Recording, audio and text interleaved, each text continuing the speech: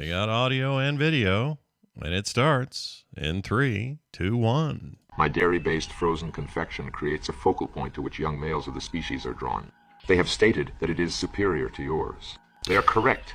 It is superior to yours. I could attempt to educate you on the subject, but I would require you to provide monetary compensation. I bless the bears down in Idaho.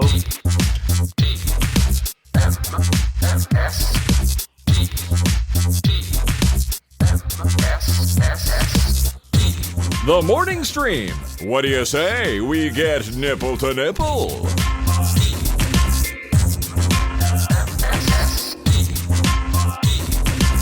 Good morning, everybody. Welcome to TMS. It is Tuesday, August 22nd, 2023. I'm Scott Johnson with Brian Ibbett. Hello, Brian. Hello. My milkshake also brings the boys to the yard. Yes, indeed. They live long and prosper. Better than yours. I'm pretty sure it was AI generated, but it was quite good. Oh, it was very good. Yeah, very well done. Figured why not play it here? Perfect. We actually just watched the Strange New Worlds episode that features the Lacrosse-over between upper decks or lower decks. Star Trek Upper Decker. The Upper Decker. So how was it? So I know everyone said they've loved it. If you like both shows, how'd you feel? Did you like it? Was it good? I loved it. Yeah, that was great. It was extremely well done, and it kind of in the similar vein to Barbie. There was so many ways that could have ended up being really cheesy and goofy, but it was done extremely well. So, having not seen it yet, if this is a spoiler, wanting to be spoiled, I'll finish your sentence for you. If you don't want to spoil it, you don't have to. But here's my question: is it like, do they? How do I even ask this? Do they try to explain how? Does animation come up in the conversations, I guess is what I'm saying? Or are they treated like it's just a different Star Trek show? It happens to be animated for us, the end user, but in Star Trek world, it's just lore. It's just they're people working in the lower decks in the future, obviously, but they're not animated. Do they get into that? Or is that something? I'm not even going to go into that. Okay. I'll say that they all exist in the same universe, and so there's okay. Yeah. Fair enough.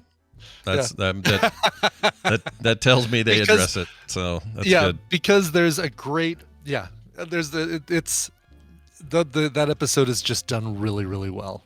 Because it seems really hard to do, and I'm glad to hear that they nailed it. Oh my gosh, yeah. How do you do something like that, right? How do you take like it's kind of like how excited we were when we first saw Ahsoka. Oh, first episode tonight. Ahsoka in live action, Rosario Dawson in the live action stuff. It's like, oh my God, they did a great job of kind of translating this animated character into a live action thing. Oh, okay. That's a good litmus test, I guess, for what you're talking about. Well, good. You know what? This seems like an impossible task, and somehow they pulled it off, and I think that's great. So good job. And so far the season's been great, and plenty of Christine Chapel. I'll just say that. Oh yeah. How far in are you? How many episodes? I think the one we just watched, is episode 7. Let me see here. I can look on my Apple TV here. I think that's remotely. Right, 7. Yeah, Sounds we right. just finished episode 7. All right, so you're on the latter half of that, the back 8, 9. I think it's let me see how many episodes. View details. There are a total of 10 episodes, so we have 3 left. Okay. Yeah, you're nearly there. Nearly there. A successful watch of Star Trek coolness. Exactly. So I'm pretty sure I watched a kid pee himself at a soccer game yesterday. Okay. And the reason I'm not 100% sure about this is because I just didn't have any kind of confirmation, and nor was I going to seek it out. But yeah, we went to Van's. So Van had a big day yesterday. He had his first day at I guess, what is pre-K called? There's a word pre-K. for it. When it's not kindergarten, but it's the thing before that. Is it just preschool? Preschool, yeah, that's what we called it. Just okay, preschool. I think that's what it was. But I don't know the Salt Lake lingo, but we called it preschool here. Pretty sure that was it. Anyway, he did that in the morning, and then in the afternoon he starts his new city soccer team tournament thing. Mm-hmm. And he loves it. Loved it last year. Is super stoked to play again. So we went out there. We're going to try to go to all his games. They're all on Mondays, which is good. for me. So we go out there, we're watching them play, and of course it's just ridiculous. Nobody knows what they're doing, and there's like one kid who's like a really good little soccer player on the he's got a future in the sport, and he's making all the goals. But everybody else is just kind of dancing around. Van doesn't really care. Yeah, it's typically the ball and then a mass cluster of kids all moving around that ball, like from end to end. Yeah, just dancing around it. And Van's case, he's like encouraging everybody. He's going, get in there, and he's like pointing at the ball, but he's not kicking it himself because he just doesn't understand that he's supposed to get in the scrum and kick it. Anyway, it's all dumb. Whatever, it's fun. It's a good time. And anyway, about midway through this thing, I see a kid run, stop, hold his unit, dance around for a second, kind of like do a little bit of like this. Yeah. Then he turns to his mom, tears rolling down his face. Oh. And then ran to her, and I went, yeah, he peed himself. He peed. There's no way he didn't pee. And I felt really bad for this kid. Of course, poor little guy. And no one else noticed. Nobody. I'm not even sure the coach noticed. I think they were all just like too busy watching other. Again, you're corralling chickens, basically. You really are. Yeah. Herding and cats. Good. The kid doesn't need any further any embarrassment or anything like that. So good. It's good that nobody else noticed. Yeah, and I wanted to run over there and just like give him like I don't know. We had cookies or something. Just give him maybe not a hug, but a fist bump from a distance. From a distance. With the other hand. Which hand were you? What hand were you not holding your wet wiener with? Okay, give me that one. Good little fist bump that hand. Yeah. But it reminded me some of the most embarrassing childhood experiences that you can have are with kids sports. If you're unlucky enough to have them, like I don't know if it's been ages since I told the story on the show. I think I told it years ago, but the day we did pictures for our team just happened to be the day that little Scotty Johnson, didn't wear his underwear. Sneaky nut punch. Yep. So and because I'm tall, they had me kneel down in front of everybody. Of course they did. And so, there's 8-year-old Scott with his doodle sticking out. And forever to be there, and no one caught it during the time. Nobody said anything after they went. And this isn't like some digital photo you could like go, oh, let's go update this. This is the freaking late 70s. Yeah, there was retouching going on somewhere, but it wasn't on soccer photos. That was like government spy shit at that time or something.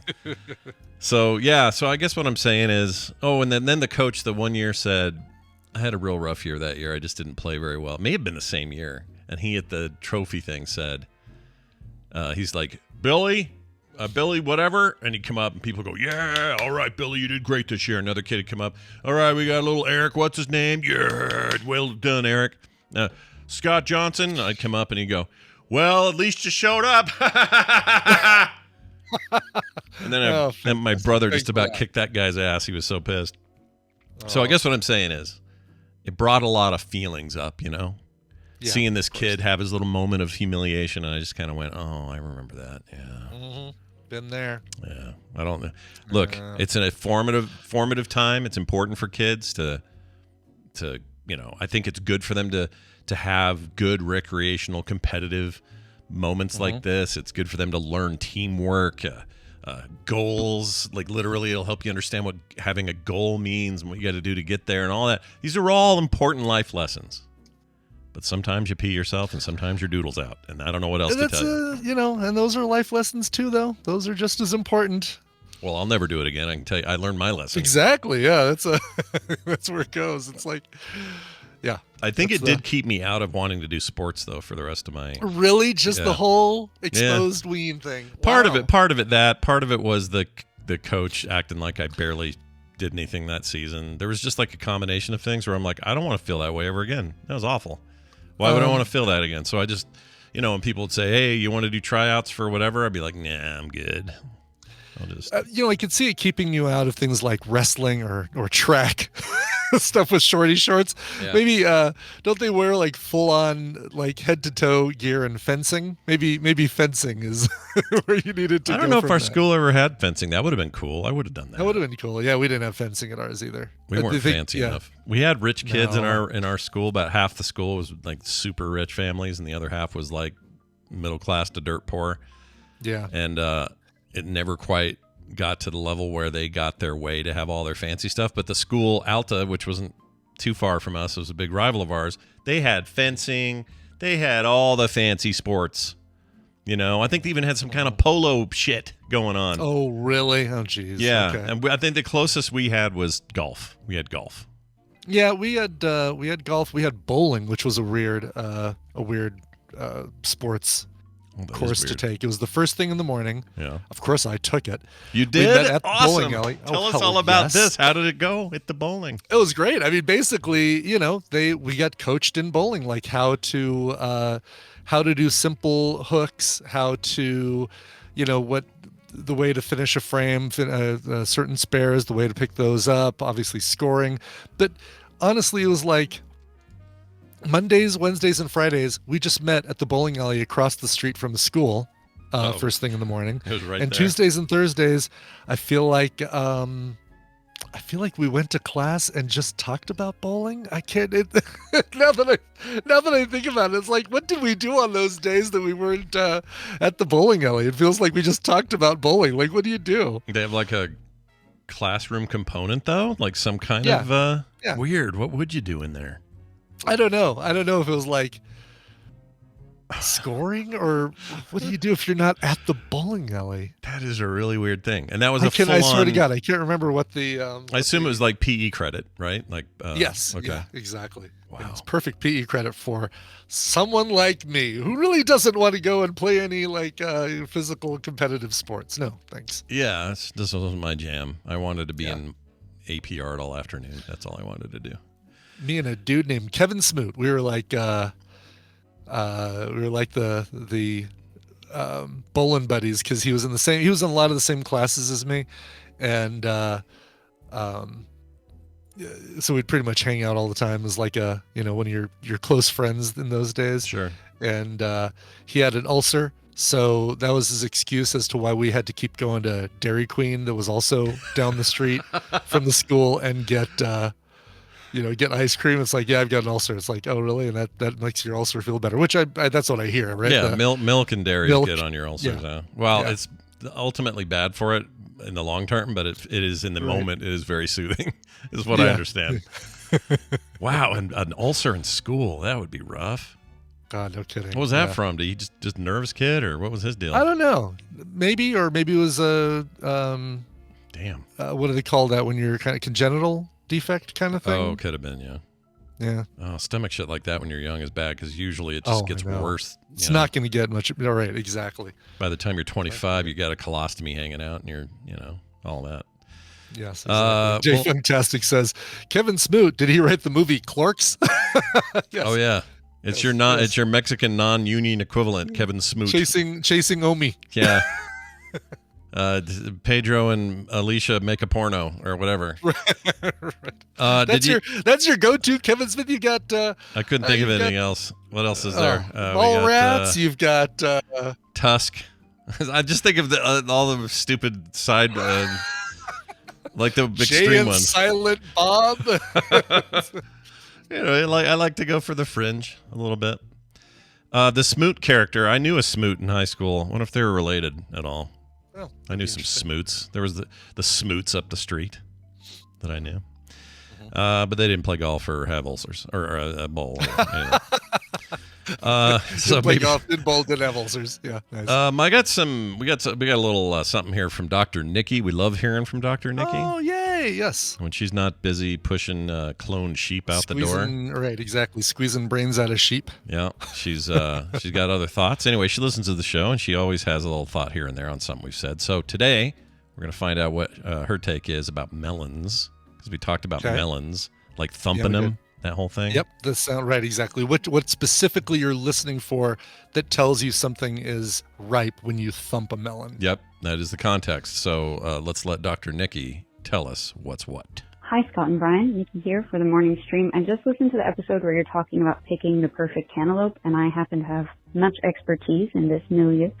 So as you know, I'm Eurotrash, and I grew up in the south of France, and we got most of our vegetables at the farmer's market.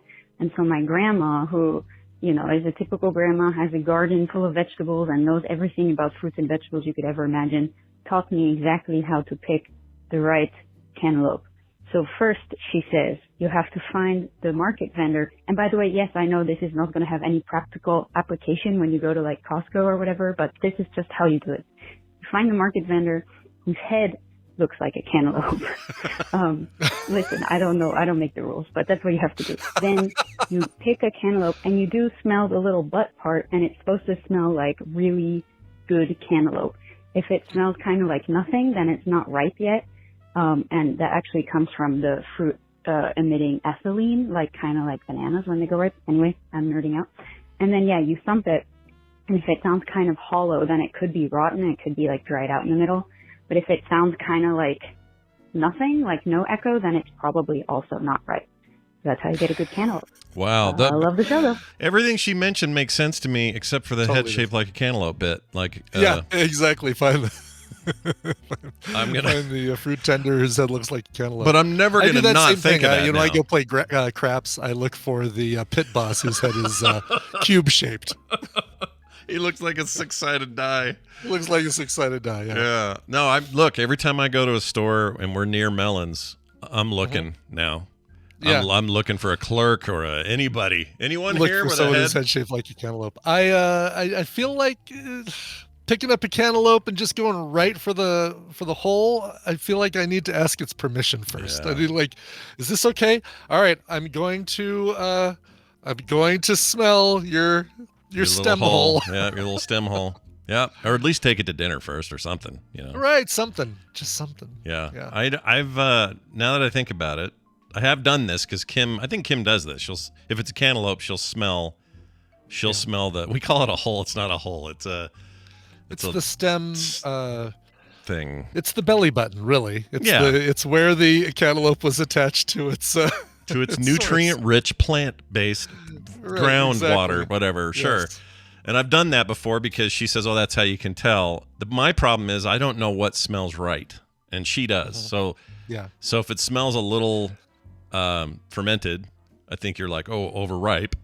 If it smells under not like anything, then you're like, "Oh, this isn't ready enough." I don't think I've got the taste for when's the right moment, you know? I think you've got a great solution. You just go to the grocery store with Kim when she goes, and it's like going to a winery with with someone who's a real oenophile. They taste it and they say, okay, take a drink of this and look for the notes of oak or smoked barrel or something like that, right? And you taste, now that you say it, or orange peel or something like that. Now I can taste that. You need a Sherpa. And I think Kim could be your Sherpa in a situation like that. It's like your Mitsula in Vegas or Barry at a wine farm or whoever.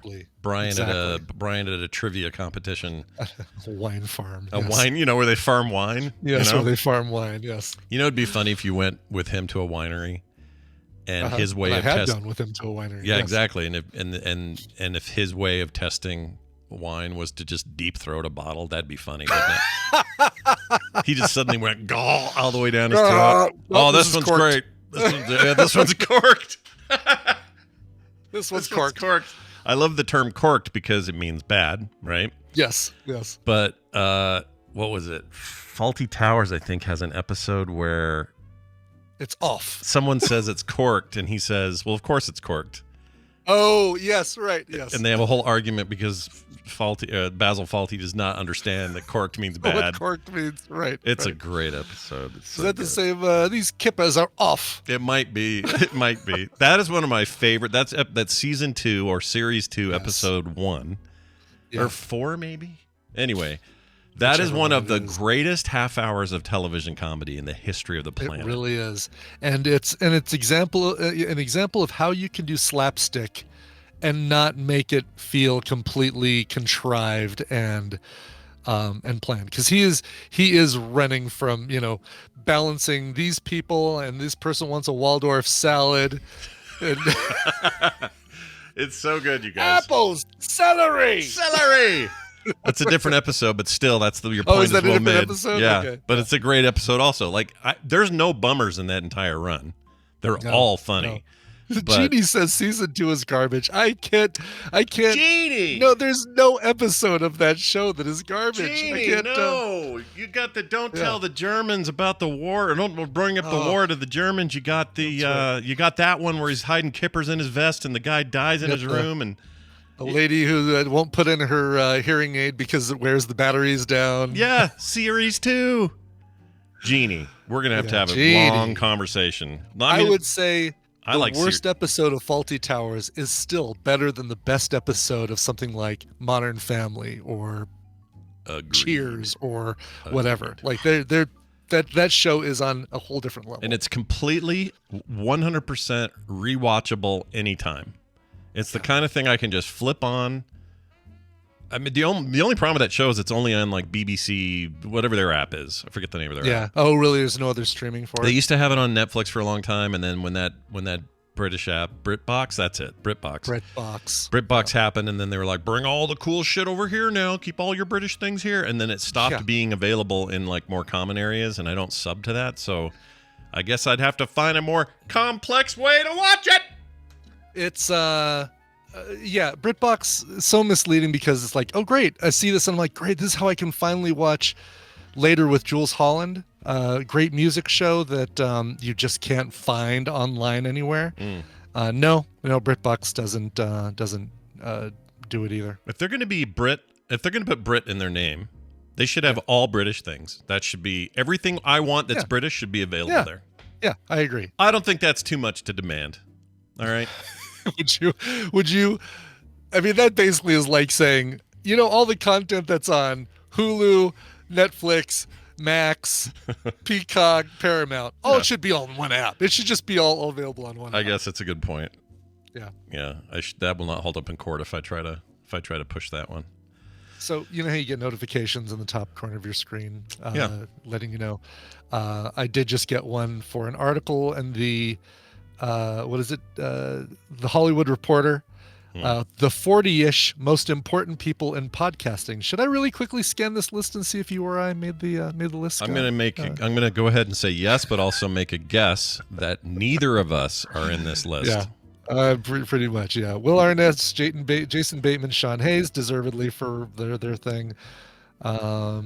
Alex Cooper, Audie Cornish. Oh, these are all in alphabetical order? No, they're not. Jean Favreau, John Levitt, Tommy Viator.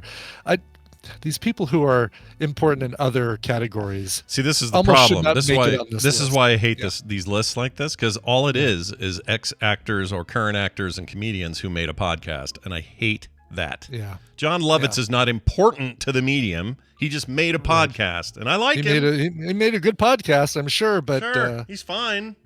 Actually, I don't like his show very much. I did listen to it. Oh, really? I haven't listened to his show. It's not what you... I don't know. It stinks. I wish it was more of that. Is that the review that... I wish it was more like that and less like... He's kind of he's pissy. He's not a happy comedian guy. I don't know. Just rubs me wrong. It's not my favorite. Yes, scanning list. No. We're not on there. It's split up between talent, like on-air talent and executives. And so the people from Acast, Odyssey, which I've never heard of... audio platform formerly known as Entercom. No idea. Which is also a bad name. Entercom. Oh my gosh. Entercom, but now they're called Odyssey. AUDACY. Either one sucks. Audible, Higher Ground Audio, iHeart. Ugh. I remember the guy when I was sitting there cradling like 8 awards at the podcast awards that we did really well at, but also I was picking up awards for other people, and Chris Jericho called me funny hat guy. The head of iHeartRadio came over to me and says, "I don't know who you are. Should I know who you are?" Wow. Yeah. What'd you say? I said, "You should, you mother." I don't remember what I said, but it was probably something like, "You dirty bastard. Of course you should know me." I said, "You should know who I am," or yeah. Damn. Because I've been doing this a lot longer than you have, old man. All those guys, like, look, I'll admit this, and it's fine. We are all, when I say we, I mean you, me, Merritt, a whole litany of people. Yeah. I think we are the Diamond Rio to the industry's iPod. Yeah. Once that happened, everyone forgot about you. No more Creative Nomad, no more Half the people hearing me say this don't even know what the frick I'm talking about. That's right. because what the heck iPod is eclipsed a it. creative jukebox. What's Exactly. that? So when all these Rogan types and freaking Mark Marons and everybody else came in and then claimed to have invented the industry, it's fine. It was built on our backs. We did our work. We're still here. We don't need your damn recognition. Go write your articles about iHeartRadio. We don't care. We're fine. We're totally fine. We're doing just fine. We don't need your accolades, your lists, your who's who in podcasting. Yeah. We know who we are. Yeah, we know who we are. We know who you are. So F off. All right? That's right. Exactly. Shoujo also has some advice for us if you'd like to hear it. Would you like to hear Shoujo's advice? Of course I'd like to hear Shoujo's advice. I like when she calls in. She cracks me up. And yeah, it's like listening to her TikToks, which are also extremely, a little bit. extremely I funny. noticed she started playing Final Fantasy 14 in her TikToks, which surprised me. Oh, really? Didn't see that coming. Yeah, I had no idea. No. Anyway, here's what she had to say. Hello, this is your friendly neighborhood shoujo with a pro tip. The best napkins to steal is from Chipotle. Okay, bye. Why, though? Yeah, I do want to know. I would like to know why. Also, why do you have to steal them? They're not cloth, right? You just take some. No, but I think if you take any more than you need for your current meal, you're stealing. Oh, that's interesting. So if I go grab a wad, okay, this is a good question. How guilty should I feel? Because I'll do this sometimes. Yeah. If they keep them up front, wherever we're at, instead of at the table, I will go up front and I will pinch off a good thick stack. Just for the two of you, for you and Kim. For me, Kim, maybe Carter's with us. This many napkins. Like yesterday, we were at. I'm not sure where we got. I guess the napkins came with the meal, so that doesn't count. We were at In and Out, and that doesn't count. But I'm just trying to think. Last time I did this, I think it was me, Carter, and Kim, and I just grab a big old wad of it, depending on the. You know what? There's factors like grease factor. Yes, for sure. Like sloppy, if you're at a wings place, right? Wings place. There you go. You need a big Stapanackins. Zack Stapanackins, That's one of my favorite comedians of all time. Oh yeah, Between Two Bushes, he used to host that show. Right? They're far better. Is it wrong? Starbucks napkins are crap, by the way. They're the thinnest, garbagey. Oh, I'll bet they're bad. Yeah. So Shoujo, you don't say why though. You just say Chipotle has the best napkins, and then you say you got to grab enough for your car and your house, and that is the deal. Like my rule is, if I take a ton of napkins, the rest are going in my car. We don't throw them away either. We took whatever we had in the car. So our glove box is, it's got 5 or 6 napkin types in there. So. But if Chipotle is so good, tell us why. Yeah, why is Chipotle so? Is she in the chat today? I don't know if she is. Yeah. Okay. She just hasn't said what makes them so good. Well, I'd be curious what the deal is. Why? Because are they just thicker? Are they more absorbent? Are they made from better material? Thicker stock? I know. She's leaving us hanging. We're like stalling to see if she can give us. Oh, there we go. They are thick, made from recycled materials, and absorb the best. Okay. Recycled. Okay, that's cool. I support that. Yeah. Because then I'm going to take them home and use them for other stuff, and then put them in the recycling bin, which I'm never sure is going anywhere to be recycled. That's the thing. I've lost all faith in that. Penn and Teller have ruined us, haven't they? They really did. And not only that, then the pandemic came and ruined us further, because during the pandemic, we were told by our local trash pickup, don't put any more plastic in the thing. I'm like, literally plastic? We've got enough cardboard. You could just throw that away. We've got plenty. We're never going to be able to get all this cardboard sorted out. You guys are getting way too much stuff from Amazon. These are hard truths, man. I don't like it's not an easy thing to hear and then swallow. But so now I'm just like, I'll say to Kim, I'll go, is this recyclable? And I'll do it sarcastically. Be like, does this plastic bowl? And she's like, I don't know. And I'm like, well, I don't know either. I know exactly the sarcasm level. It is the sarcasm level of the dude at the end of Die Hard, the reporter, when he gets punched by Bonnie Bedelia, and he looks over the camera and says, "Did you get that?" That's the level of sarcasm. Right? I love that one. That's such a great moment. It's such a great moment. But cans, I'll always do the cans. Cans always go in the recycling, because I'm told that those are actually getting munched up and turned into They've told iBooks. us we can't do styrofoam recycling in our bins. Even the stuff that has the little triangle with the arrows. Right. What changed? Because that didn't used to be. Styrofoam was a very recyclable material back in the day. What happened? Yeah, was it never that way? Was it all being taken to a landfill and I was just being lied to? Right, exactly. Is it just, we don't have the facilities. It just exposes more CFCs into the atmosphere. And then sometimes I'll hear, like this morning, I hear the truck come, to do the trash. It's on Tuesdays. And I hear them going, brrr, brrr, doing all their stuff. And in my mind, I'm going, half that shit's going on the thing. You guys are lying to me. Like, I just have no trust for it anymore. Yeah, same. Yeah. A little vinyl says the triangle icon doesn't mean recyclable. Oh, it's just a rating. What's it supposed to mean? No. Yeah, I thought, wait a minute. No. I thought that the triangle indicated this is a recyclable item. It might mean, there may be a number on there to say how recyclable, but that's a recycle. Right. It shows the arrows doing the thing, and they're going recycle. Exactly. Explain a little vinyl. What does it mean? Yeah, what does it mean? This is horse shit. That's what this is. Well, type of plastic. All right. Shoujo and Nikki, thank you for your thing. I guess we'll have to do our own research, Scott. Okay, great. Yeah, recyclable, but not necessarily recyclable in your jurisdiction. That's the understanding that I have, is that the triangle means that it's recyclable. Doesn't necessarily, like the little letters and stuff underneath it tell you what kind of recyclable it is. Oh, okay. So it could be regional or it could be all sorts of meaning there, but right. Yeah. Like, there's certain plants that can do that sort of thing. But yeah, that's the way I understood it. And are you saying that it's different? Like, are you saying that triangle, like there's stuff that has a triangle that's not recyclable anywhere? If it's not at all, that I don't. That is either out. That's them trying to get away with something, or that isn't correct. There has to be a little bit, right? There has to be a little recyclability to something. As in the chat says, it's all BS. Plastic is almost 100% non-recyclable. Oh, we're gonna give somebody out there knows more about this. We need someone to write in or call in, tell us more, because I need to know. Yeah. Brian and I need to know. Okay. We need to know. We want to know more. If you want to, 801-471-0462. Can I say this too? Dr. Nikki has the coolest accent. It's barely one. Like it's kind of gone, but it's enough. Just enough. It's like, someone was raised somewhere in Europe somewhere. I can taste it in there. Just a little something there. I'd love it. I do too. She could read me a book and say, the sheep was just a single sheep. She could tell me a story about a satellite who's finished their purpose and it's floating off into space. That's right. That's what she could do. Just wanted to read me at night and go, Mary found a single sheep and then took its DNA and made more sheep out of the one sheep. Now there are multiple sheep. Good night, Scott, she'd say. And none of them now have brains. None of them have brains.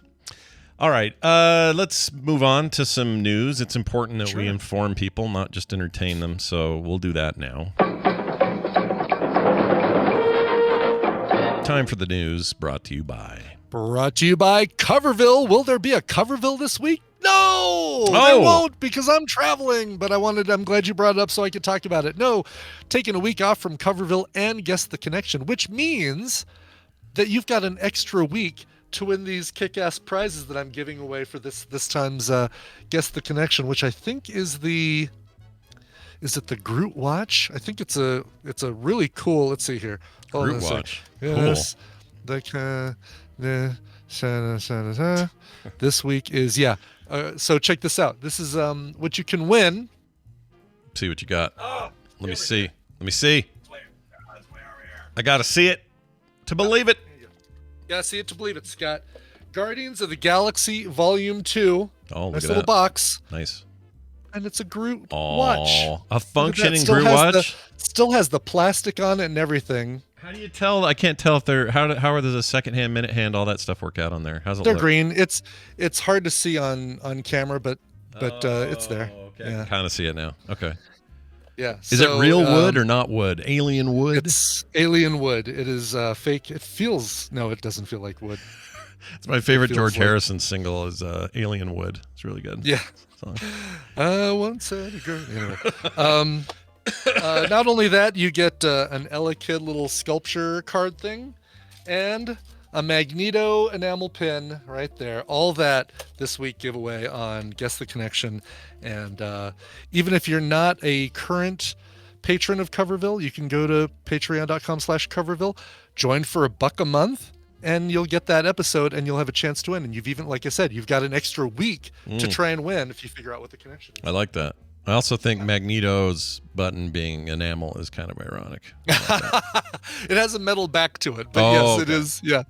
This is something I just wonder if they'd let him have in his weird cage they built for him in the movies, you know?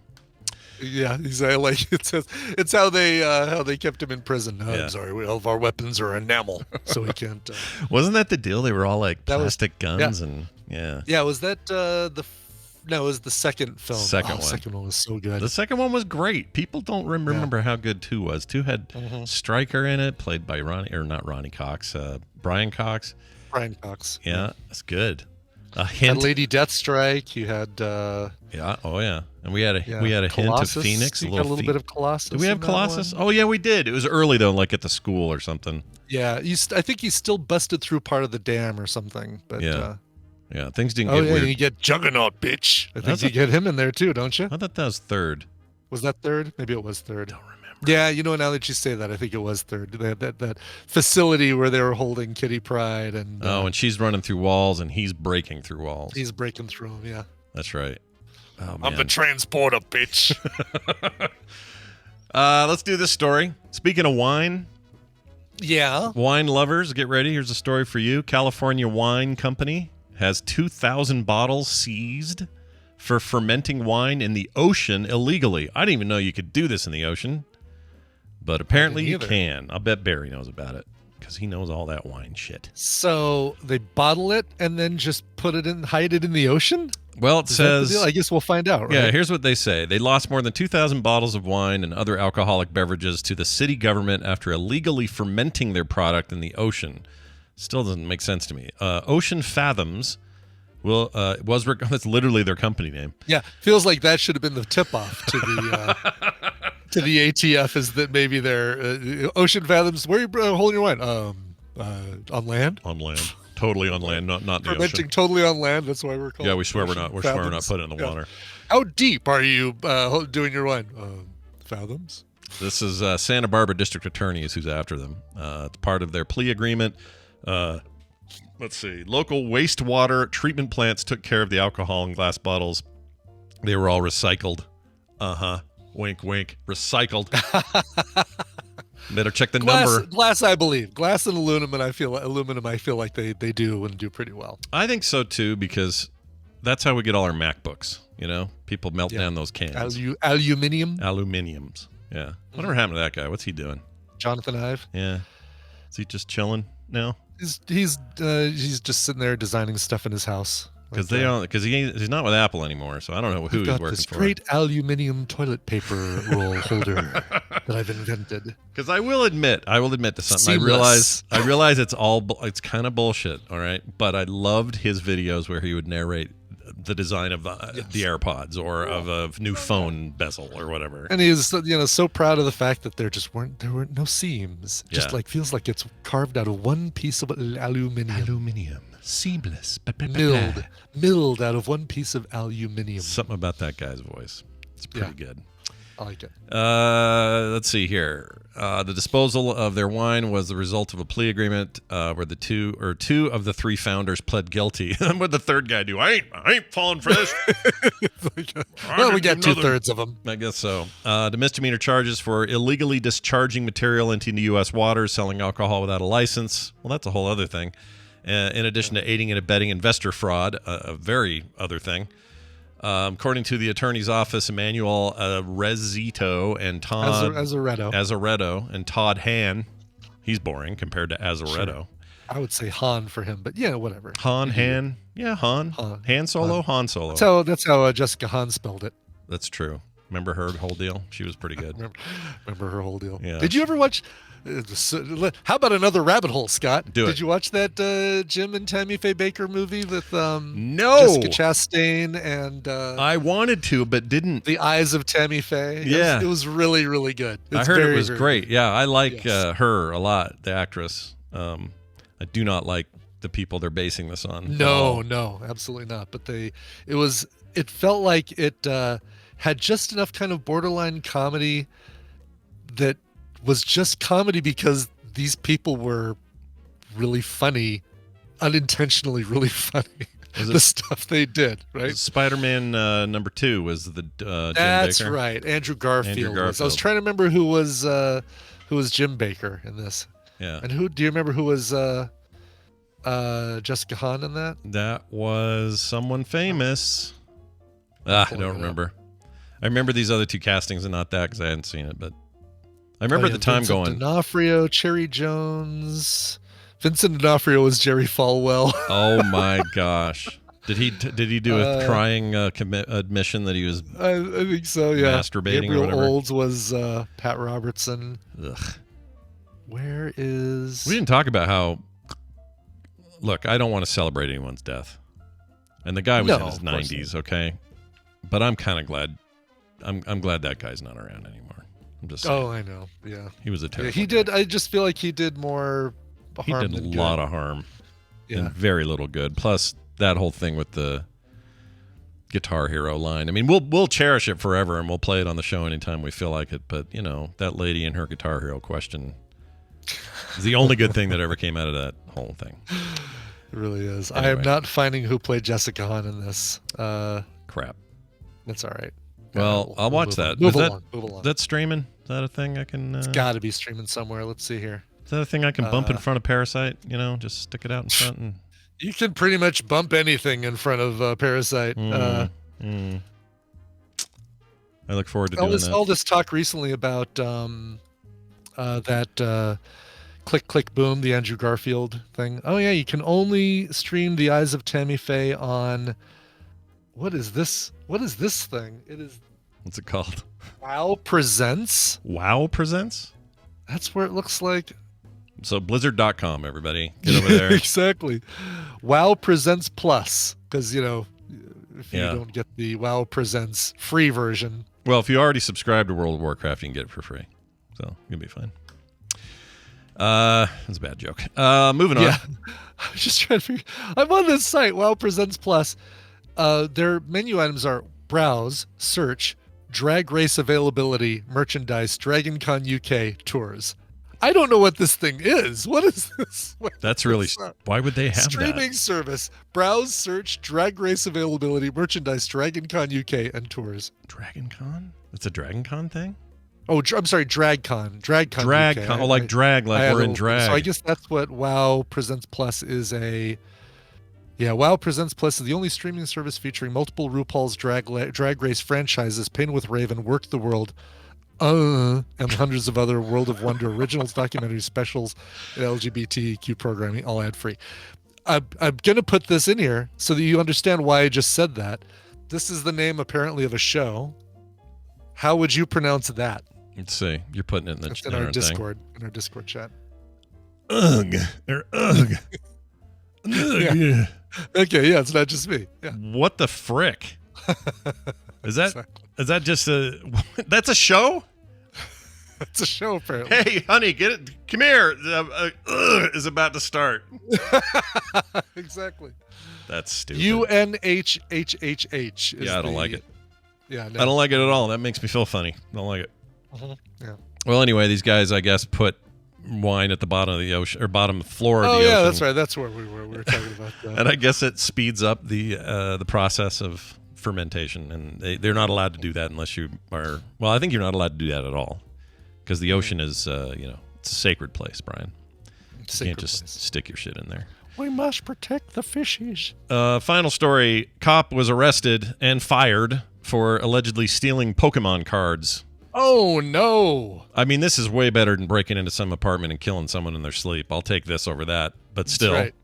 Put your hands up and give me that Snorlax. Yeah, what are you doing there with your Charizard? Jigglypuff. Here's what it says. In a bizarre turn of events, Alabama corrections officer found himself arrested and subsequently terminated for allegedly stealing Pokemon cards from a Walmart. The incident, which unfolded in full view of a loss prevention employee. Oh, man. Mm-hmm. That'd be an interesting job. Do you know if, I don't know if Tristan's still over there working there, but he doesn't know. His last day was last week. He started his new job yesterday at Meow Wolf. Oh, nice. No way. Oh, he's already really likes it. He says, "Oh my God, everybody here is super cool. That's This is going to be a great place to work." I'm stoked for him. That's great. What a but cool thing. as customer service manager, he worked very closely with the loss prevention department, and those would be the guys who would have to tackle people on their way out of the store when they were trying to run out with an air conditioner. I don't know why I find that so. I want to talk to someone who does that. Yeah, it's fascinating. Because they got stories, dude. Yeah, totally. Oh, that's great. Well, anyway, they caught him. He's a cop.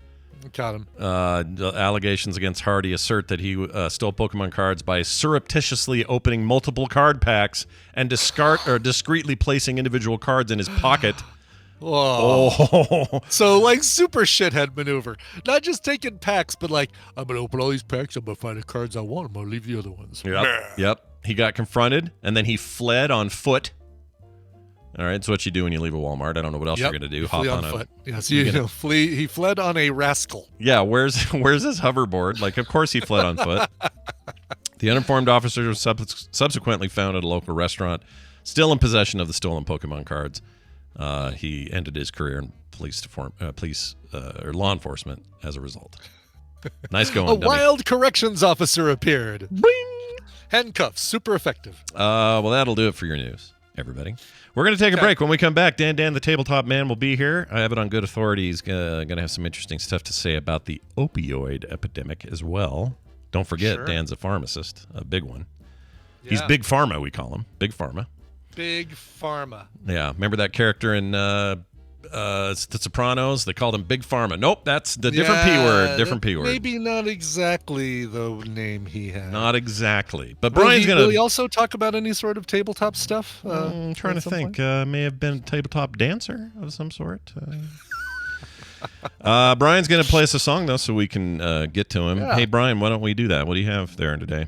Yes. How about a good song for an even better cause? Songwriter Melody Federer has a brand new single that she's released, a dreamy synth pop song that examines what happens when we fall out of love.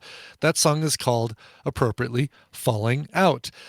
Proceeds from the sales of these songs or the streaming, every time you stream it or buy it or whatever, proceeds are going to be donated to the Mick Fleetwood Foundation to help support the Maui wildfire recovery efforts. So check that out. It's a good song, good cause. She has a brand new album called Chapters from the Fairy Tale, comes out September 7th. And maybe that title gives you some idea that, we're kind of getting into some Taylor Swift kind of pop sounding stuff here. Whatever. I like it, and I want you to hear it. She's currently signed to the Licorice Pizza Records label. Here is Melody Federer and the song Falling Out. He took a blow meant for me, causing both him and the Dragon Lord to fall into the depths of an abyss. You seen him. You play him.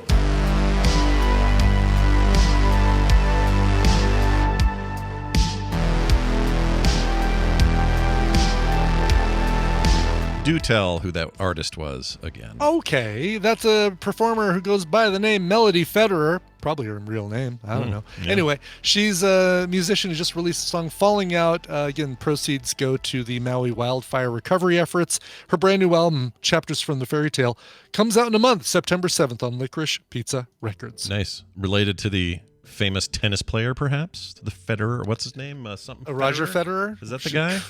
Could be, yeah. Could be. I don't know how common that name is. I think it's French, right?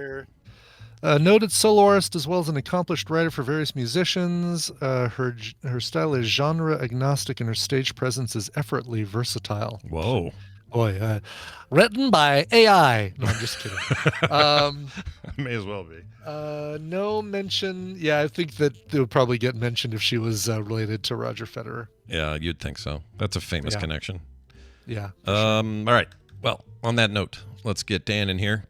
We only get him once a month, so we're going to celebrate this moment by bringing him on and having a chat. And we'll start with this. Here's a tangent for you. Be careful, may cause drowsiness. It's Dan the Tabletop Man joining us as he does once a month from his from the beautiful southwest of America, or not southwest, southeast of America. You're on the wrong side of the Greetings, country. programs. Hey man, what's going on? Hello. Like mini south. I guess we are the southeast of North Carolina, a little bit north of Dunawayville. Yeah, a little bit, but still, it's nice to have both Carolinas represented here. We got Bobby, you, Dunaway, all of you guys. That's right. That's right. Bobby's not very far, and I don't think Joe's right down the road too. I think, isn't he? September's pretty close. Yeah, you guys have. There's a real wad of you down there. Yeah, just a big. Apparently, chunk. not close enough or not important enough or something that you can't come see us at the Tadpool meetup. Apparently, we don't rate. I know. Oh my God! Do I ever want to get up there so bad? So my son is going to the Great White North for prep school hockey. And we have to drop them off over Labor Day weekend, and that was supposed to be my weekend to work over Labor Day. So I had to move it because we're going to be gone for basically two weekends, because we're going to drive up there, and then the next weekend we drive back after a whole week of moving in and everything else to the boarding school. So I had to move my weekend to work to this weekend. Now there is an outside shot, and Ibn, I may either text you or Dunaway to see where you guys are on what you're doing and such on Saturday, because there's an outside shot. I may be around Saturday, and it's I mean, it's like a 4-hour drive, but I do it for you guys. For us, you would do it. Oh, you're awesome. Yeah, 4 hours is a chunk, but yeah, it's worth it. These guys are worth it. Sometimes we're not as busy on the weekend, so they ask us, do you want to take Saturday off and just work Monday? So I may take them up on that if they offer that to us if it's not as busy.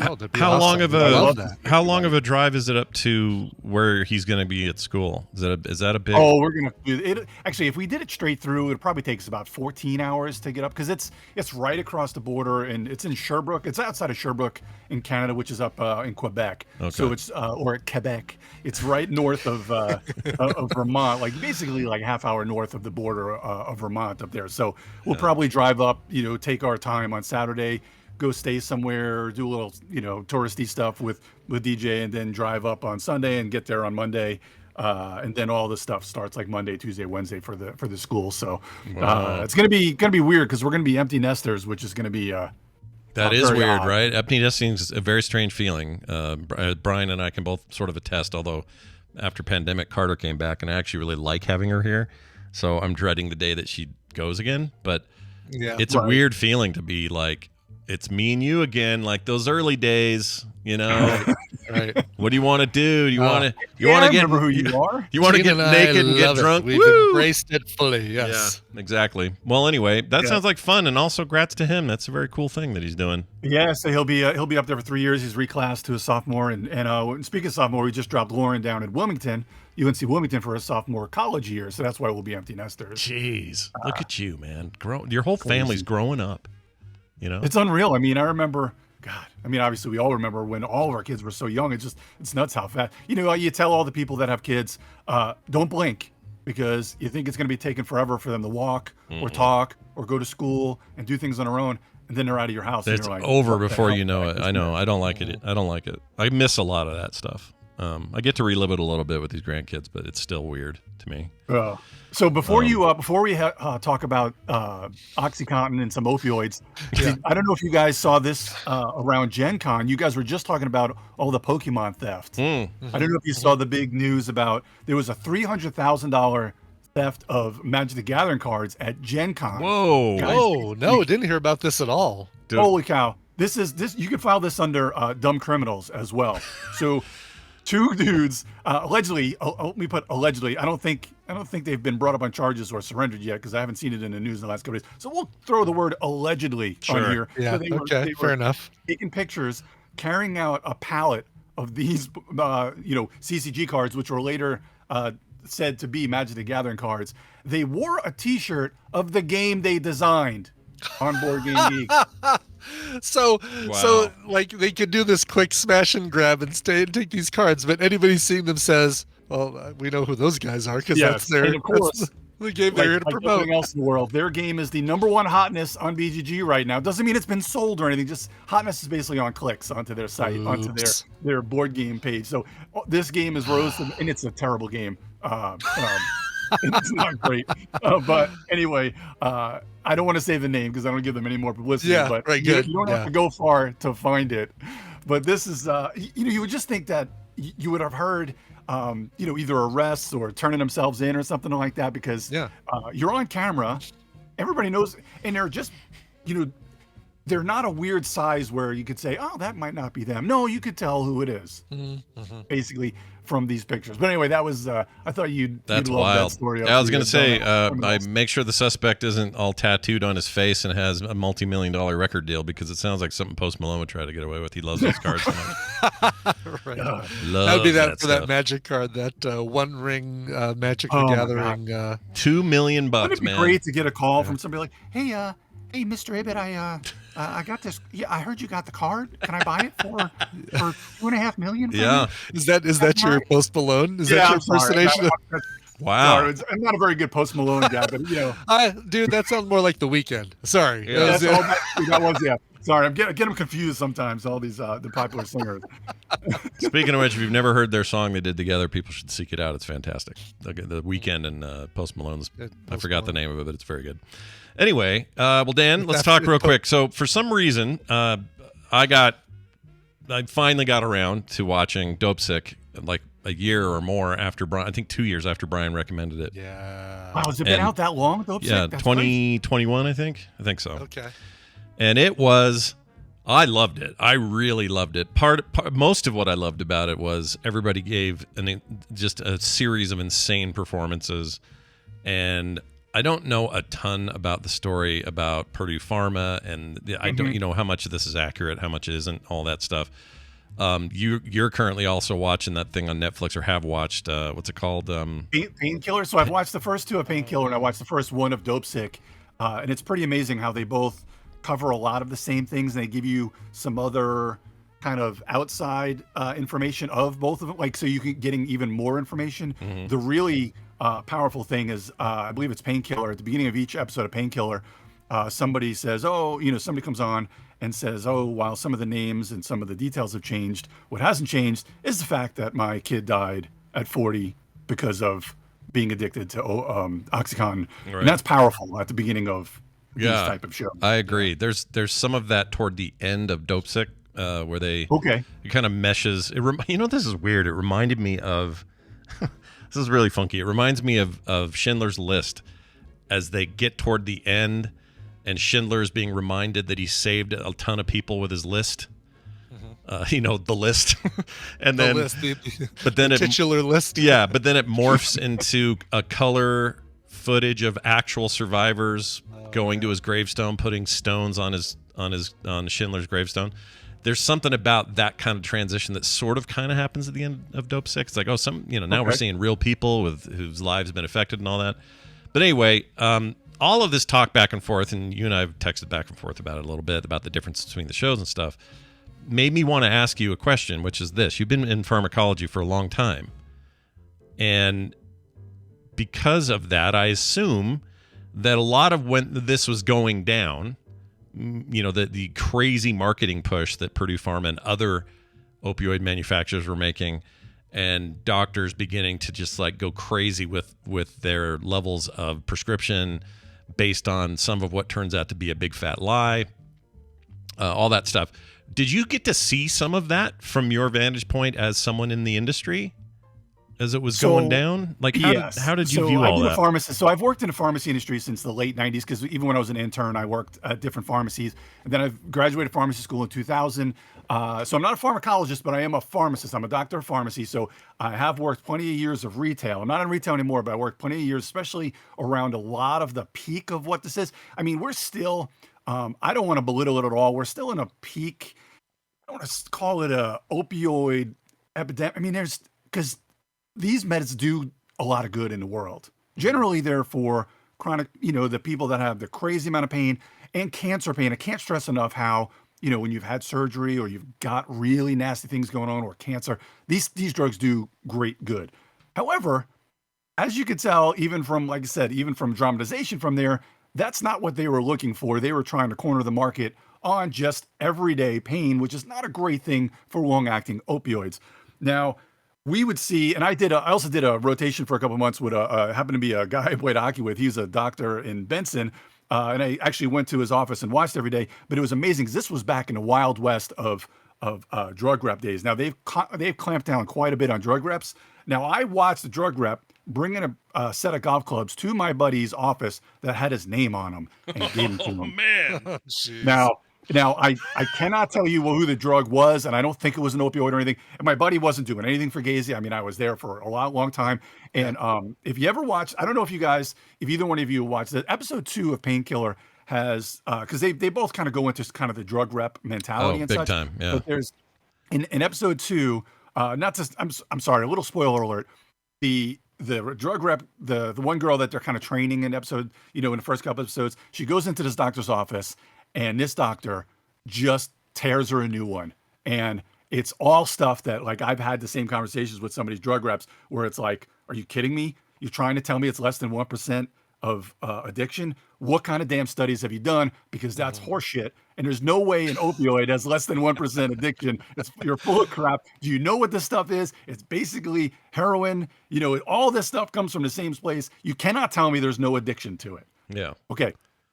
Now let's fast forward to a story I have for you guys. We can, my God, for the next few months, we can go into more controlled substances and I'm not controlled substances, more opioid type stories, sure. or thoughts and stuff. But I want to give you guys a personal story.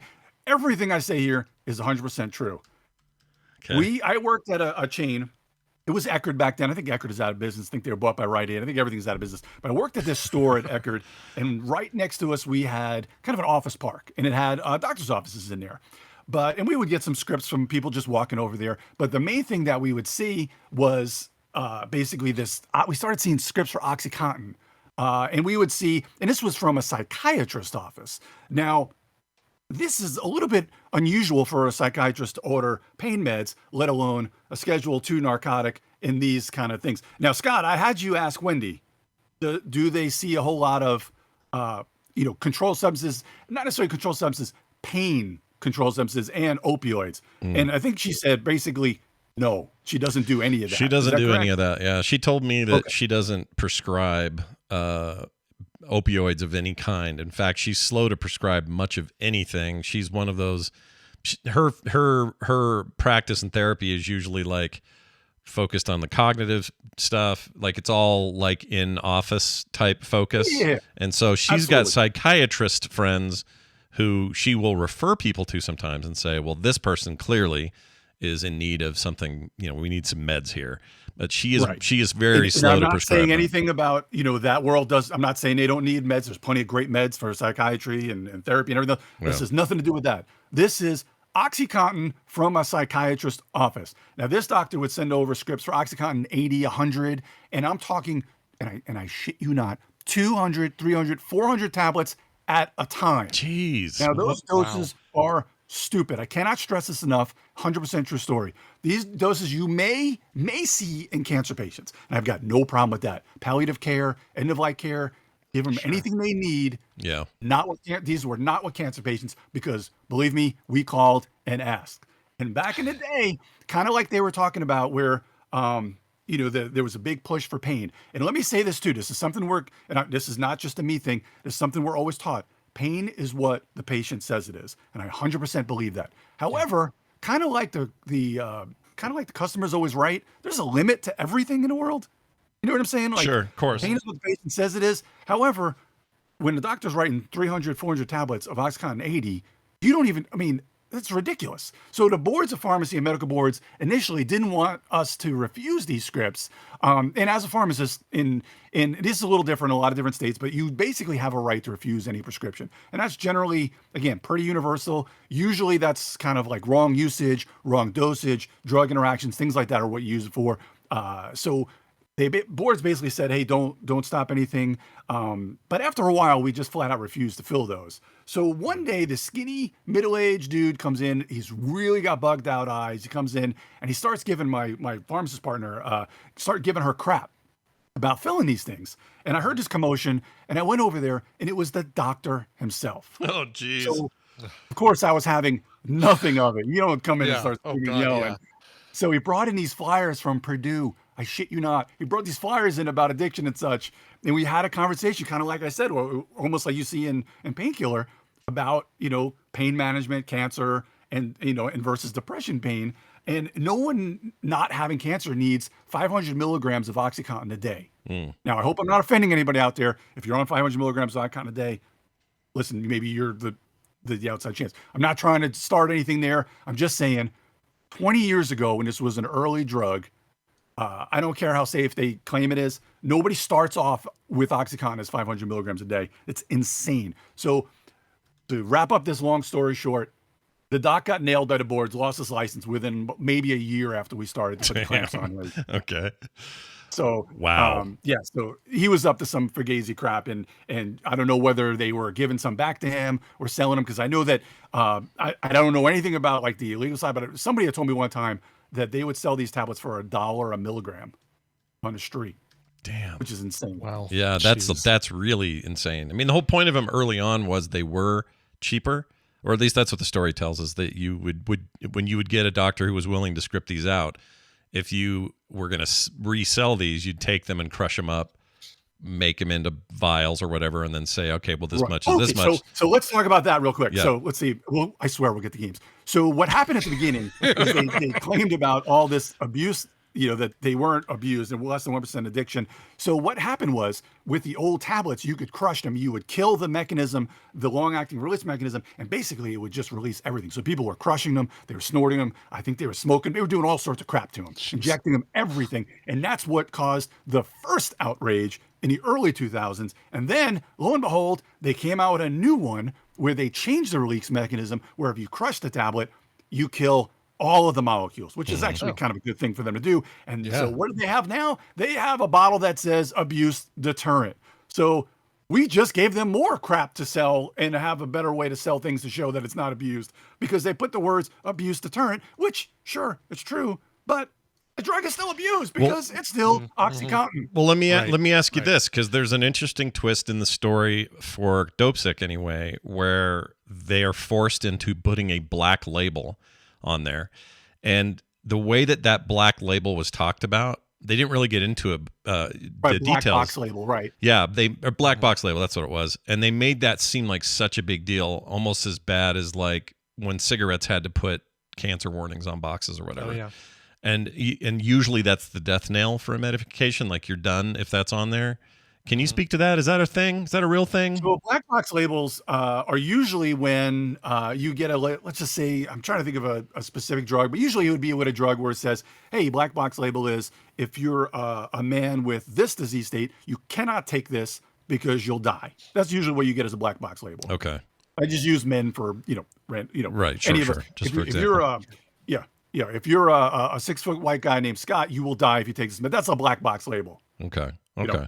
All right. So when so was it, I don't remember what exactly they have on. I don't have my work computer up to see, but I don't remember exactly what the black. It's probably just that, hey, these are drugs of abuse and you can't, overuse them. Because what ended up kind of happening over time is, and they addressed this on one of the shows, where it's like, yes, it doesn't necessarily last as long as it says, or certain people will have tolerance and such. And there's a lot of genetic stuff that's going on now to show that you may be a rapid consumer in your body. Just it breaks them down a little bit quicker. So they did start using some of these drugs 3 times a day. Some of the OxyContin. I do see some people with heavier pain and cancer pain use it 3 times a day, and that's just, and again, those are at normal doses. You're not talking about 400 milligrams 3 times a day for pain relief and stuff like that. Right. Yeah, so the black box warning will be something that basically the reps will start having to tell the doctors, and then it may curb a little bit of certain prescribing for a little while,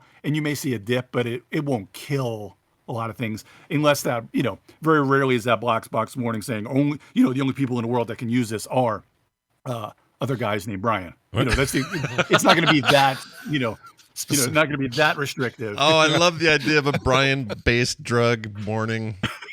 That's right, exactly. It's your designer drugs. We talked about this before. Yeah, man. Right. They're really zeroing in on their market. I love that. That's great. Yeah. There are some crazy black box warnings because there are some meds that just cannot be used by women, which makes it tough, because again, that's why they try to, the whole border of the world of transgender and stuff, which then there's anything wrong with that. But when you ask somebody for their sex and they give it to you, however, they don't really know, they may give you their new sex, but your body is still going to be taking it because genetically you're still the other sex, so you may still react to certain meds a certain way. So there's a lot of studies going into how certain drugs are doing that. So that's something to be very that makes sense. If I transition and I went in there to my doctor, let's say a year after, effectively transitioning, and I suddenly, if a doctor suddenly said, well, all right, well, here you go, Mrs. Johnson, here's this drug that she would normally just prescribe to all women who came into the thing, you're running a danger there because at least at a like atomic level, you may reject that at the same way any man it's would. Extremely rare. It's not as common as, oh, hey, I'll give you this. So chances are, if someone's going to prescribe something this rare, they're already going to know. It's just when you have emergent situations that can be, that can be a hard thing to do. But again, there's just, again, that's what kind of goes into that black box thing where they have such, things you have to really watch for. And that did curb some things a while. And like I said, nowadays, almost every single opioid prescription, especially at the state level, because again, what I do is I do prior authorizations now, and I basically do them for Medicaid. So every single opioid prescription, whether it be Vicodin or OxyContin or even fentanyl patches, or even something that's kind of a pseudo opioid, like they're starting like tramadol is still now kind of widely considered an opioid. So all the scripts have to be prior authorized. So the doctors have to really show that they're using it for the right reason to keep the crisis a little bit more in check these days. Right. That makes sense. Well, I hope you enjoy the rest of so you're going to watch the rest of both of these, right? You're going to watch them both? Yeah, absolutely. My wife and I are both watching them. We're kind of going back and forth, like watching the second of one and then watch the second of the other. But they're heavy, man. Yeah, they're real heavy. Yeah, they are. They're not. It's not light watching for sure. No, not at all. But man, the performances are so good. Like the one thing that's going to weird me out about the Netflix one is that Matthew Broderick plays Dr. The guy from Your Honor. Can't think of the actor's name. Anyway, the mob boss guy from Your Honor plays him. Yeah. Anyway, it's going to throw me to see that a little bit because I was so like bingy on that. So I'm going to see a new actor doing that thing, doing that weird voice and all that stuff. And there's some stuff. They actually go into a pharmacy in that second episode, and somebody starts freaking out, and the pharmacist in there, and they start talking to. And I told you, I think I mentioned it years ago how like almost once a week you would see a forgery prescription. Back then, it was much higher than that. Back when the peak of the Wild West days of OxyContin and other opioid and Vicodin use, it was just rampant, the forgeries and how you would have to get really good at catching them, and you can't catch them. You can't avoid stepping on a landmine every day.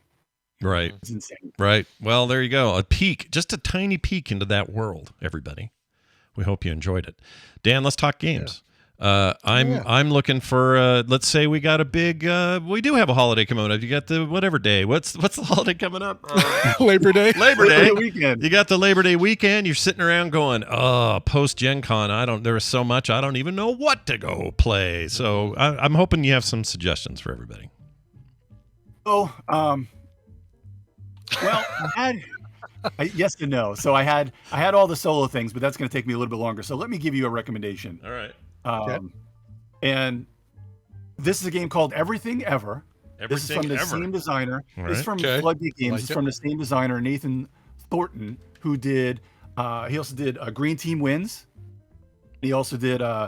He also did Medium, which is those two games I talked about a lot in here in the past. Great party games, and this would be actually an amazing game for the Tadpool Meetup because it's just such a great party game. And the key to a good party game is kind of when you're done, nobody really gives a crap who won. You don't even really probably know who won. I like that. It's like you just have a good time playing. Did you have fun? Then everybody won. Basically, is the Oh, I love this artwork. It's really cool. Really good. So basically, everybody's got like kind of a hand of cards, and there'll be some cards on the table. You're gonna have people are gonna be putting cards down. It'll say like every dinosaur movie or every brand of soap. Or different types of balls. So, sorry for it's just. Yeah, it's just balls. I get it. It's just balls. You say balls, we all laugh. I get it. No, it's fine. I'm apparently a 12-year-old trapped in a 48-year-old man's body. Yeah. So looks good. So anyway, those cards are in play, and on your turn, you're going to basically say something that fits in one of those categories and something that fits in the other. So maybe you'll say like Jurassic Park and Dial, and then it'll go over to, because again, we're doing dinosaur movie and soap, not talking about balls. Sure. We try to talk about balls as little as possible, right? Because that's not my area of expertise as a pharmacist. Anyway. So then it goes to Ibit, and he's got to do something that fits into those categories as well. Something that's not been said previously. If you can't think of something, you're going to play a category card from your hand, from the 3 cards you have in your hand, and cover up the one you're blanking on, then name something from that new category. Now, if you can't think of something for that category, you're going to take a pile of one of the cards, and then you're going to kind of flip a new category from the deck. If you say something that fits in both categories, which sometimes, they line up pretty well, where you can think of, I don't know, if there was a dinosaur movie that had the name of a soap, Dial Rex or something, or 65, maybe there's a soap out there called 65. Irish Springosaurus. Yeah. Right. And then you can get rid of one of your penalty cards. It's, again, all the little other stuff is not the little minutia nobody cares about. It's just the fun of playing these cards and coming up when it, no matter how easy you think something is, when it comes to your turn, it's not as easy anymore. Oh yeah, of course. You know what? I love it. I like when a game can successfully be a good time without pure defined win conditions. You know what I mean? Exactly. Right. That seems like not only is that awesome, it seems like really hard to do. Because if you really want to keep everybody's attention and have a great time, normally the whole point of having win conditions is that's part of it, right? Like, if you don't win, then what's the point? But if you can create a game where nobody cares about that, really, and it's just about the experience of playing. And that's what makes the best party games, the best party games great. Like sometimes they have, a little bit more defined end game of it, where it's, you only play for a few rounds. And again, that's also another good party game thing, because sometimes they just kind of wear out on their own and you're just like, all right, we're done. But if you have a good, like Green Team Wins, which was also made by the same designer, basically there's 3 different types of questions. You have these fill in a blank questions, you have multiple choice questions, and then you have a this or that. And then everybody, when you take a certain amount of randomness, so like 5 of each type of question, you shuffle them up and then you flip one over. And then it may say blank berry. And then everybody writes something down on their dry erase board, and then you flip it over. The majority rules in the game. So if whoever puts the same berry down, they all get on the green team. So, and then you flip over the next question. Now you want to stay on the green team because, as the game says, green team wins.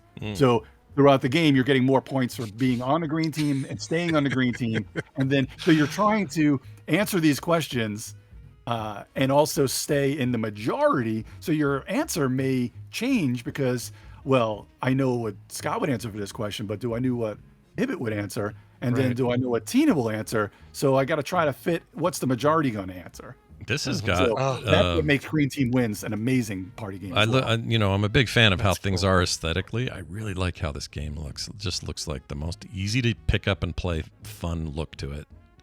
This looks awesome. Yeah, both of these, like, we should have done this episode a couple weeks ago, so I had time to get these and time to take them to. If I would have thought about it, I should have thought about it, because I could have just sent you guys, or sent, whoever's, going to be up there, I could have just sent it up there. And if I am going to bring up there, if I'm going to be up there, I can bring these up there. Oh, cool. You have them. Awesome. Leave them. I don't have anything ever. I had it's funny because they sent me a little kind of starter pack because the game was being sold at Gen Con, so they send a lot of reviewers these little starter packs. And I actually gave it to my daughter because it's a perfect icebreaker for college. Oh, I'm sure. Oh, that it is, yeah. I love the subtitle, The Party Game You've Been Preparing For Your Whole Life. That's great. That's great. I think that's great. That's everything ever. Everything ever. Yeah, sorry. Keep mixing them the up. game of thinking like a winner is the tagline for that so one good. too. Yeah, that's awesome. And all 3 of those games, and Medium is, again, one of the greatest party games ever. And it's, and I've talked about that. I'll talk about that another day. But it's just Nathan has done just such a great job at all these type of party games, and so check that out at Floodgate Games. For sure. Yeah, boys. I hope I didn't bring us down too heavy on. No. I find fascinating stuff. I agree. I find that stuff super. I mean, it's partly because of my mind, because of the shows, but I'm the whole 20-year saga of that weird opioid explosion is so weird to me and so interesting to me, and how it kind of came in under the radar in so many ways, and farm, Purdue Farm is a mess now. They're not even a company. They're like all segmented out and had to settle for billions of dollars, and they're not even I think they're basically bankrupt, and assets are being sold off or something weird. And to go from where they were to where they are, and all being run by a single family, like, it is a fascinating story. Crazy. So, I'll tell you this too. As I get out, I've been threatened. My life has legitimately been threatened that I can remember 4 times. Whoa. Okay, that I was actually scared 4 times. One of them was in Madison Square Garden because I was wearing an Islander jersey at a Ranger game. That's fine. I was scared there. The other 3 times were at a pharmacy because of an opioid prescription. Wow. All opioid. And we had to get. Yep. Wow. Jeez. Although I'm not surprised to hear one of these was a hockey altercation. Yeah. Right. Exactly. That's really funny. Scares me too. So if that makes you feel any better. Yeah. What you don't want is a hockey player on opioids. That's what you don't want. That's the worst. Geez, no. Bad combo. That's just, well, there's plenty of those, and that's for another day. That's for a whole other day. I'm sure. Dan, have a fantastic time. Grats to your son once again, and also your daughter for her sophomore year. And may you enjoy laying around naked with your wife without anybody knowing it for the next couple of years. Love you guys. I'll see you soon. Bye now. See you, Dan. All right. Nicely done. Yeah, I wish we could have arranged for a dungeon murder deck to make it out to. Oh, to shit. Asheville. I keep forgetting. I wanted to send you. I still have time. Wait. When do you leave You'd tomorrow? have to send it. So I'm leaving tomorrow morning, but if you'd have to FedEx it to just forgot all about it. What I was going to do is send you my because I have a perfectly working beta deck. Master. Yeah. And that one has a couple of changes in the rules, but nothing major. It's basically functional in every other way. I just have been so busy I forgot to do it. I just forgot to do it. Forgot. It happens. Totally fine. Don't worry, everybody. Those things are in printing right now. We should have some news as to when those are leaving the house or leaving the factory, whatever it is that's printing them. Anyway, we're getting close, but yeah, I should. I don't know what I was thinking. I may still try to do that. I was going to say, I'll let you coordinate with September because either she or Amy and Chuck won't leave for Asheville until the day after tomorrow. So if you are able, if it's cheap to FedEx, then that'd be great. And I can always bring it back with me and just UPS or, USPS it back to you to save on money. But sure. Yeah, we could totally. Yeah, the whole idea in the first place was I have other things I need to send you. I was just going to pack it all up, including that, and send it to you. Gotcha. I just never got around to it. So yeah, I'll talk to September after this, or Amy or whoever. And you still can, because as you know, I'm checking a bag, so I can. If you send all that stuff to September, then I can still take it back home with me. All right, awesome. Doesn't have to, I think I'll do that. Have to come here. Yeah. Excellent. That's going to do it for today's show. Thank you all for listening, watching, partaking, consuming, absorbing. Yes. Yeah, very absorbent, these people. like Chipotle napkins. Yeah, or who are the towels we were? Oh, Bounty. You're like a Bounty towel roll. Exactly, the quicker picker upper. Yeah, is what this audience is. Whatever it is, cat vomit, soup. Oh, geez. Whatever. Maybe we're going a little. We're taking the metaphor too far. We'll back that truck up some. We're done, though. Thank you all for listening. Patreon.com/TMS is how the show is supported. So if you're sitting around going, man, I got this $1 in my pocket that I don't spend all month, I don't know where to put it. I have the perfect place for it. Patreon.com/TMS. Get in there now. Read up about why, and you'll be surprised how cool it is to be a supporter of our show. Patreon.com/TMS. Everything else is at frogpants.com/TMS. Today at noon, I'll be co-streaming with John Jagger. For Core, we'll be co-streaming the Gamescom presentation. Oh, cool. From Cologne, Germany. I'll be watching some of that to get the free Marvel Snap drops. Oh, right. Spider-Man card and Avatar and all that stuff. So, yeah. I think they make you do that on, it's a Twitch drop, isn't it? Yes, it's a Twitch drop. So here's what you want to do. If you want the drops, I'll have to watch that one directly. Yeah. But if you also want to see my thing, what you do is you put mine up main, but you have another browser window open with the other thing. You get your drops, you just mute that window, and you win either way. Love it. Anyway, all over it. That'll be fun. So, and if you can't catch it, we'll be putting it all up later on archive. So watch for that. Cool. That's it, I think. Should we do a song and get out? We should do a song. Before we do that, I want to throw out a big thanks to Bobby Frankenberger. He's going to be covering for me tomorrow. Thank you, Bobby. Oh yeah. And have a good time. Enjoy your co-host duties tomorrow. Should be a good time. We're going to bring in. Take it seriously. We're going to do recommendals. He'll bring a recommendation, Yeah. But I have it on good authority that Randy is bringing a very indie, small, never heard of thing that no one's ever seen before. Something that's so totally under the radar. Absolutely. Oh, that's going to be great. I know. You won't believe it. It'll be just like, whoa, I need to subscribe to the strangest service to even get this. Oh, it's like another one of these under the, like these the services that we've never heard of. Oh man, jeez. Yeah, you think that Wow Plus thing is weird. Wait till you hear about this. Oh, great. Anyway, that's tomorrow. Big day tomorrow. So come on back for that. No show Thursday. Just a reminder. Everybody's gone. Brian's gone. I have a doctor thing. Wendy's not here. There's just no show. So yeah, it was the perfect storm to take a day off. Yep, is what it was. That's what that is. But we don't like leaving you guys empty-handed. So play a song, Brian. What do you got there? I got a song. This one came from Barry, who I just had dinner with the night before last. He says, "Hello, good sirs. Ren is celebrating her golden birthday. That's their daughter on the 23rd of August. That is tomorrow. Let's party. Tomorrow. Congratulations. Excellent. He says, we're in Fort Collins visiting her as she starts her journey into a master's degree of toxicology. Get her hooked up with Dan, too. Should I be worried she's learning about toxic substances and excellent infectious diseases her senior year? Question mark? For sure. Thanks as always. And can we hear the original I Don't Like Bees? Oh, sure. Been a bit. So let's see if I can find it. Is this it? Nope. Hold on. I got it here. Bees. Oh, I wish this thing had a search. Hold on. You know what? Let's do it the old-fashioned way. For Barry, it's worth it. It's worth it for Barry. Yes, absolutely. Maybe it's Barry. Maybe it's worth it. No. I don't she's like born bees. worth. What is? Oh, she's worth it. She's Maybelline. Something here like it that. is. I found it. I don't like. Nope. That's the song version. Where's the one? I like that. That's not it either because it's slowed down. I'm going to find this. Here it is. I don't like bees. There you go. Excellent. Yeah. Well done. All right. How about a cover of What Makes You Beautiful by One Direction? Great suggestion, Barry. And this is another thing. I like covers of One Direction more than One Direction. This is the band Victims of Circumstance. It is an edgier version of this song. Maybe a little ska for those of you who like ska, as I do. Came out on their 2012 album, Decades. Here are the Victims of Circumstance and What Makes You Beautiful. We'll see you guys tomorrow. Get more at frogpants.com. What is your meaning? What is your meaning? The Sigourney Weaver